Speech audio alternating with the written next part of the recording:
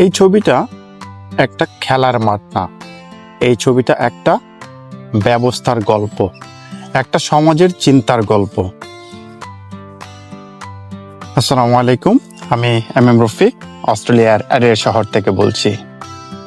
বাংলাদেশে আমরা বড় হয়েছি এমন জায়গায় যেখানে খেলতে চাইলে রাস্তা খুঁজতে হতো। মাঠে মানে ছিল কখনো স্কুলের ভাঙা মাঠ, কখনো ফাঁকা জমি, আবার বেশিরভাগ সময় না থাকা। শহরে হোক বা গ্রামে, প্রতিটা সাবার্বে আলাদা করে পার্ক, শিশুদের জন্য নিরাপদ খেলার জায়গা। এটা আমাদের জন্য বিলাসিতা ছিল, কিন্তু বিদেশে এসে দেখলাম প্রতিটা সাবার্বেই একটা না একটা পার্ক আছে।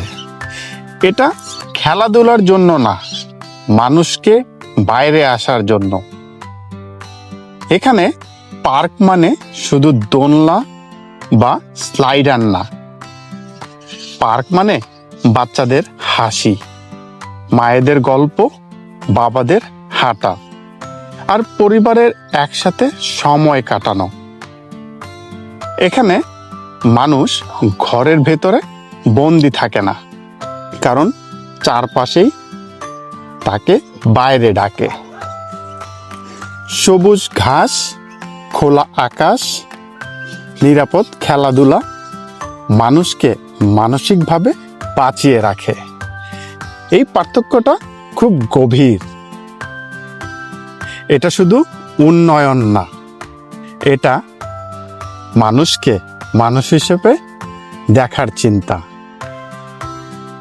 আমি স্বপ্ন দেখি একদিন আমাদের দেশেও প্রতিটা পাড়ায় থাকবে এমন একটা পার্ক, যেখানে শিশুরা রাস্তায় না, মাঠে খেলবে, যেখানে শিশুর হাসির জায়গা থাকে, সেখানে ভবিষ্যৎটা একটু সুন্দর হয়।